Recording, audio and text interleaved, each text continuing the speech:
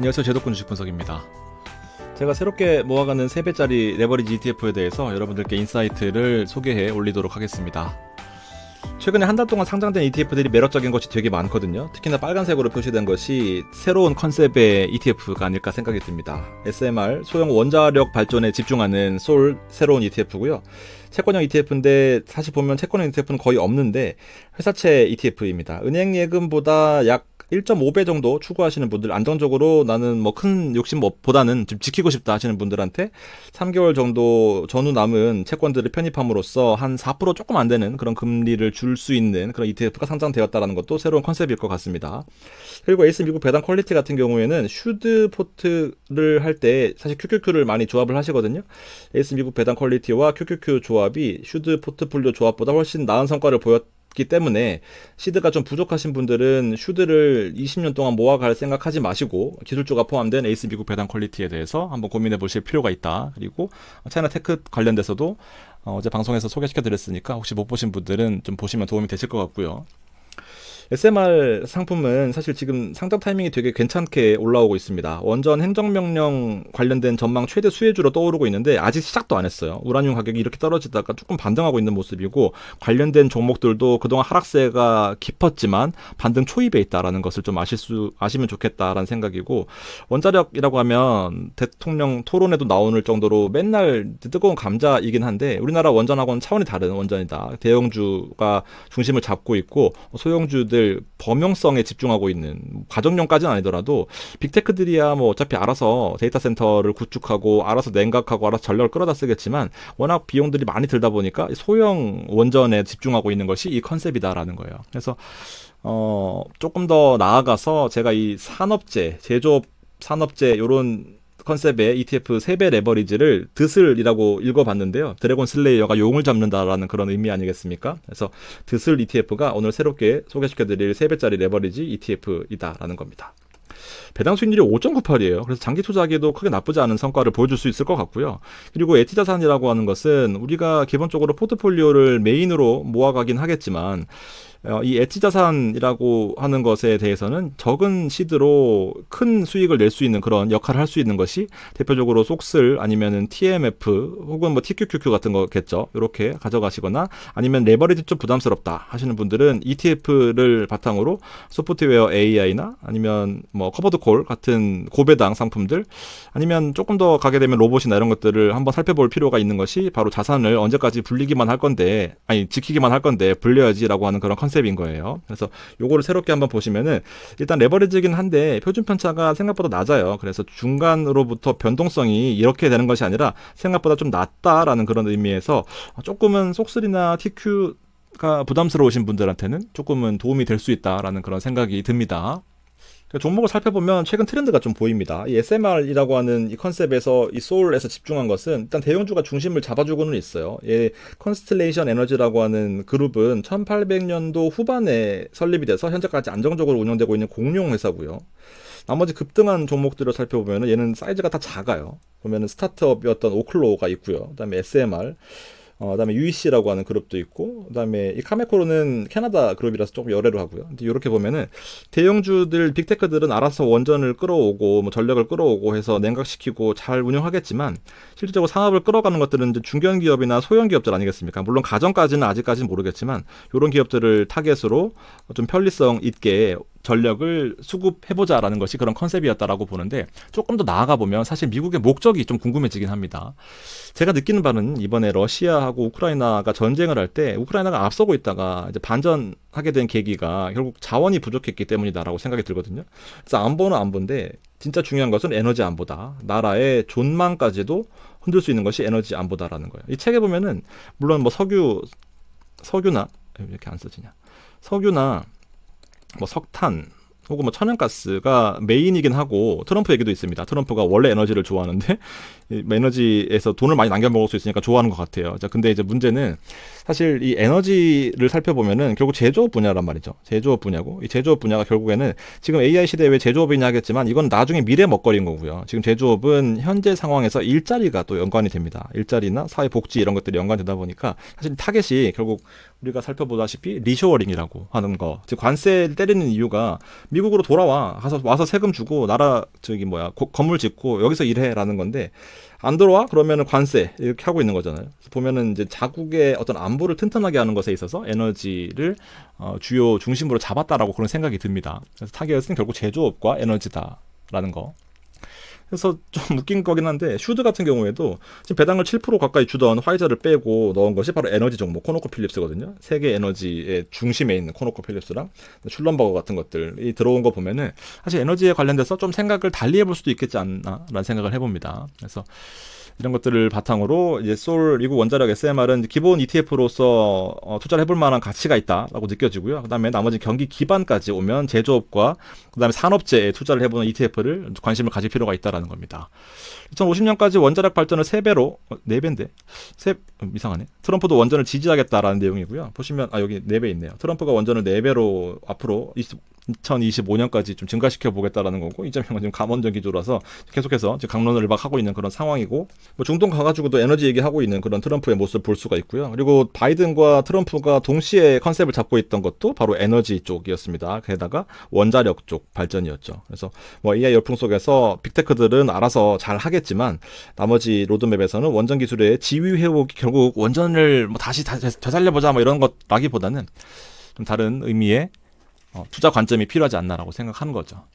산업재를 먼저 살펴보면요. 대표적인 ETF가 바로 페이브라는 ETF입니다. 제가 한 반년 전쯤에 설명을 드렸었는데 그때 주가가 좀 오르다가 좀 빠지는 그런 상황이었습니다. 공교롭게도 트럼프가 되고 나서 빠졌거든요. 다시 올리는 그런 과정인 거예요.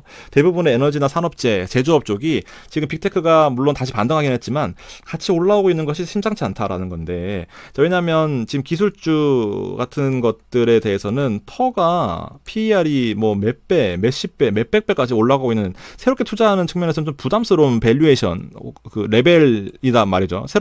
엔비디아 살려고 하면 좀 부담스럽잖아요. 그러다 보니까 조금 똑똑한 투자 관점에서 보면 좀 덜 오른 거, 앞으로 오를 것들에 대해서 좀 집중해보자는 건데 망하지 않을 산업이다라는 거죠. 페이브 종목 같은 거 보면은 건물 인프라, 그다음에 URI 유나이티드 렌탈스 같은 경우에는 사실 실제로 장비를 사기 좀 어려운 사람들이 렌탈한다라는 건데 이트는 전력 관련 대표적인 종목들, 에머슨도 마찬가지입니다. 자동화 프로세스를 가지고 있는 것들. 그래서 인프라스트럭처를 중심으로 종목들을 구성한 것이 바로 페이브라는 종목이고 실제로 보면 중간값에 있는 ETF들보다도 1년에 수익률이 낮았고요.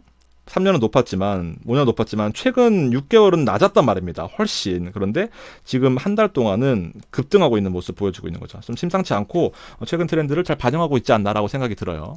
듯을 살펴보겠습니다.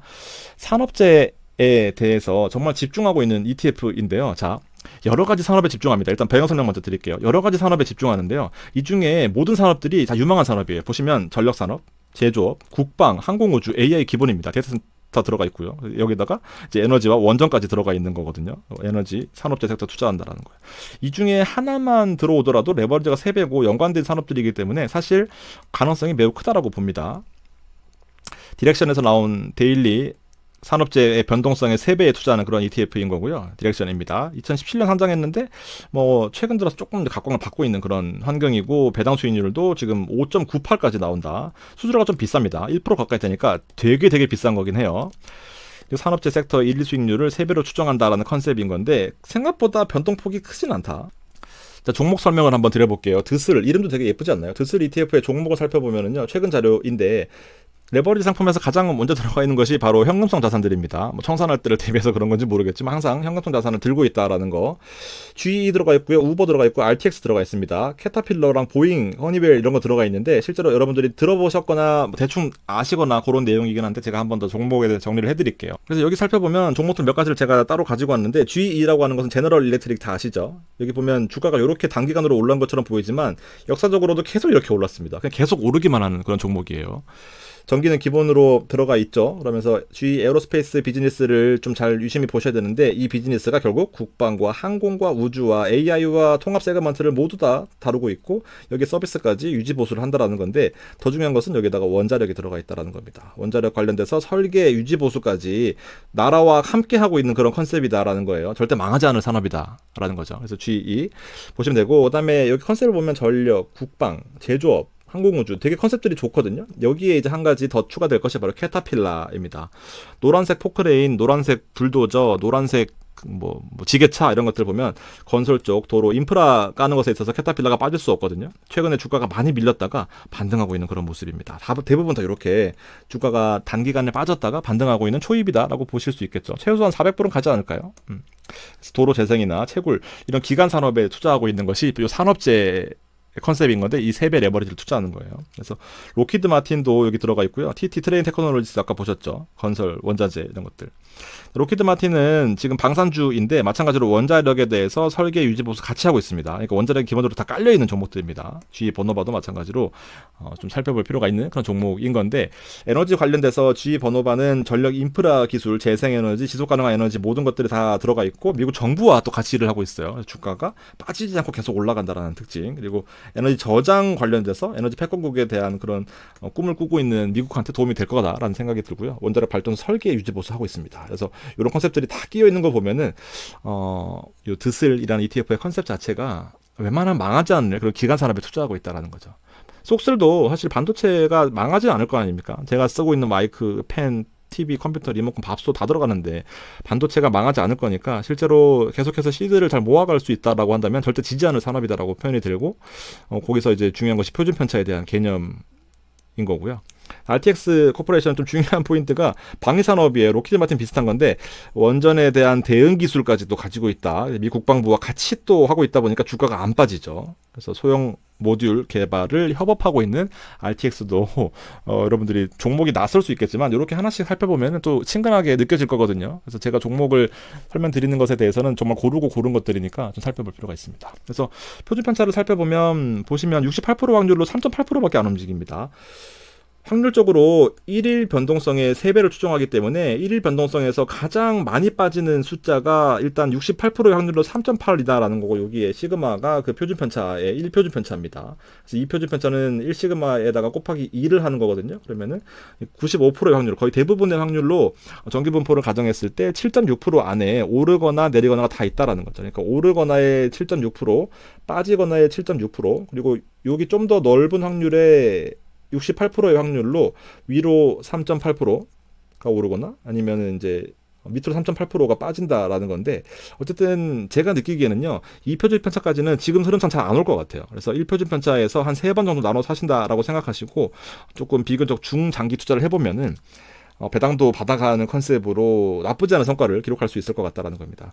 3표준 편차는 99%까지도 이 범위가 거의 이렇게 될 텐데 보시면 몇 개 없잖아요. 이렇게 블랙스완까지 기다리기는 다음 생애가 올 수도 있으니까 이렇게 기다리지 마시고요. 제가 보기 2표준 편차는 조금 보수적이신 분들이 할 텐데 저는 이제 1표준 편차로 모아가시는 것이 낫지 않겠나라고 생각합니다. 그러니까 하루 변동폭의 가장 낮은 국면에서 사는 거니까 7.8% 정도 빠지면은 그냥 하루 변동폭에서 거의 95% 확률로 빠지는 거고요. 3.8% 빠질 확률은 68%니까 거의 열을 기다리면 6번 정도는 빠질 수 있다라고 보고 그렇게 3.8%보다 더 밀리는 가격에서 매수하시는 것이 좀 좋은 방법이 되겠다라는 겁니다. 자, 마지막으로 보너스 개념으로 제조업 지수를 한번 설명드리고 싶습니다. 지금 보시면 올라갔다가 떨어지는 국면인 건데 공교롭게도 트럼프가 된 이후에 빠지고 있다라는 겁니다. 물론 50이 기준선이고 50보다 얼마나 많이 늘어났느냐가 가장 많이 올랐다라는 거고 조금 오르면 그래도 확장인데 조금 덜 확장이다라고 생각할 수 있는 포인트고 실제로 3개월 정도 연속으로 빠진 거거든요. 그러면 점점 더 많이 빠지고 있으니까 이 제조업 구매 관리자 지수가 안 좋다라고 하는 것은 당장 AI는 미래 먹거리 산업이니까 난 모르겠다 하더라도 지금 경제의 근간이 되고 있는 제조업 분야는 좀 신경이 쓰일 수밖에 없다. 수요와 공급, 생산 이런 환경에서 악화되고 있다는 것을 아마 좌시하지는 않겠지 않나 라는 생각을 합니다. 그래서 섹터를 보면 산업재가 80%다 보니까 지금 사실상 거의 몰빵 상태인 거고요. 기술주가 들어가 있고 나머지 경기 순환하는 종목에 조금 들어가 있네요. 어쨌든 여기에 집중되어 있는 ETF가 많지는 않은데 여기에 3배에 투자하는 ETF를 한번 섹터별로 봐도 상당히 매력 있지 않나라는 생각이 듭니다. 그래서 드슬 같은 경우에는 S&P의 토탈 리턴으로 비교해 봤을 때 실제 1년 동안의 수익률이 지금 좀 좋은 모습 보여주고 있고요. 자, 5년 동안에 400%, 100% 이렇게 엣지 자산 역할을 하는 ETF들 한번 살펴볼 필요가 있지 않겠나라는 생각이 들고요. 세 가지 ETF 설명드린 겁니다. 솔 SMR, 그 다음에 페이브 기간산업에 투자하는 거. 솔직히 생각보다 재미가 없을 수 있습니다. 세 번째는 드슬 세배 레버리지 ETF를 여러분들이 마음에 드신다라고 한다면 저랑 같이 투자해 보시는 것도 괜찮을 것 같습니다. 여기까지 준비했습니다. 고맙습니다.